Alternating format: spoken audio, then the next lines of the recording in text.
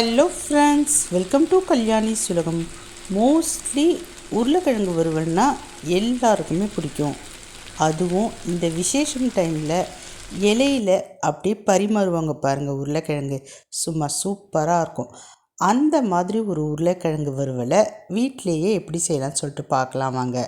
அதுக்கு முன்னாடி நம்ம சேனலை இன்னும் சப்ஸ்கிரைப் பண்ணலைன்னா சப்ஸ்கிரைப் பண்ணிக்கிங்க. கூடவே இருக்கக்கூடிய பெல் ஐக்கானை ப்ரெஸ் பண்ணி அதில் ஆல் ஆப்ஷனை கிளிக் பண்ணிக்கிங்க.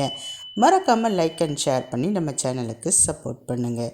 இப்போ செய்ய ஸ்டார்ட் பண்ணலாம் வாங்க. என்னென்ன பொருட்கள் தேவைப்படும்: வேக வச்ச உருளைக்கிழங்கு, வெங்காயம், தக்காளி, இஞ்சி பூண்டு தட்டினது, அடுத்ததாக பார்த்தீங்கன்னா கருவேப்பிலை. மற்றது என்னென்ன சேர்க்குறேன் அப்படின்றத வீடியோவில் பார்த்து தெரிஞ்சுக்கிங்க. இப்போ ஸ்டவ் ஆன் பண்ணி பேன் வச்சுக்கலாம். அதில் நல்ல தாராளமாக எண்ணெய் சேர்த்துக்கலாம். எண்ணெயில் கடுகு பொரிய விட்டுக்கலாம். இப்போ இஞ்சி பூண்டை தட்டிட்டு இது கூட சேர்த்துக்கலாம்.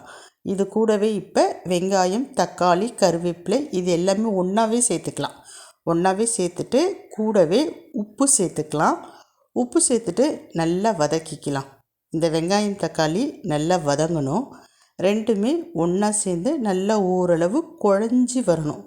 அதுக்கப்புறமேட்டு என்ன பண்ணணும் அப்படின்றத சொல்கிறேன். இப்போ பாருங்கள், வெங்காயம், தக்காளி, அந்த இஞ்சி பூண்டு பேஸ்ட்டாக போடுறத விட நல்லா இடிக்கல்லில் போட்டு இடிச்சிட்டு நீங்கள் சேர்த்திங்கன்னா நல்ல வாசமாக இருக்கும். டேஸ்ட்டும் ரொம்ப நல்லாயிருக்கும். இப்போ அது வதங்கட்டும். ஸ்டவ்வை சிம்முக்கு மாற்றிடுங்க. இப்போ நம்ம வேக வச்சோம் இல்லைங்களா உருளைக்கிழங்கு, அது எப்படி இருக்குதுன்னு சொல்லிட்டு பார்க்கலாம். ரொம்ப அப்படியே உருளைக்கிழங்க ரொம்ப வேக வைக்கக்கூடாது.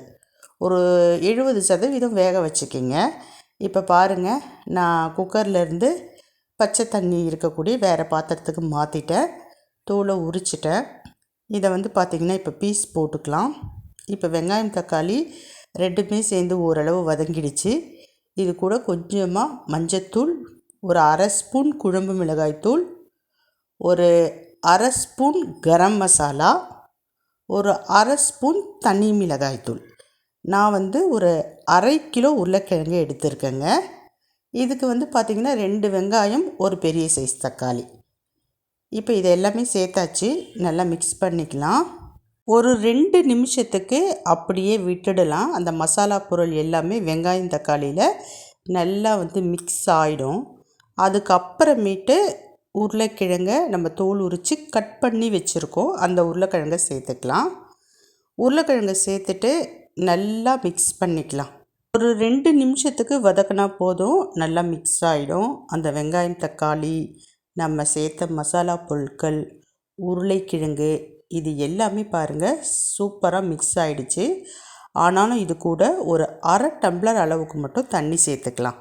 தண்ணி சேர்த்துட்டு நல்லா மிக்ஸ் பண்ணிவிட்டு ஒரு 5 நிமிஷத்துக்கு சிம்மில் அப்படியே விட்டுடலாம். ஃப்ளேமை நல்லா கம்மி பண்ணிவிட்டு ஒரு 5 நிமிஷத்துக்கு அப்படியே விட்டுடுங்க. முடிஞ்சால் நீங்கள் மூடி போட்டு கூட வேக வைக்கலாம். இப்போ பாருங்கள், ஒரு 5 நிமிஷம் கழித்து அந்த தண்ணி ஃபுல்லாக வற்றிடும். இப்போ அந்த மசாலா பொருள் பார்த்திங்கன்னா இந்த உருளைக்கிழங்கு கூட நல்லா போய் சேர்ந்து இருக்கும். இப்போ உருளைக்கிழங்கு 90% ரெடி ஆகிடுச்சுங்க. இன்னும் ஒரு 2-3 நிமிஷம் அப்படியே விட்டுட்டோன்னா சூப்பராக உருளைக்கிழங்கு ஃபுல்லாக ரெடி ஆகிடும்.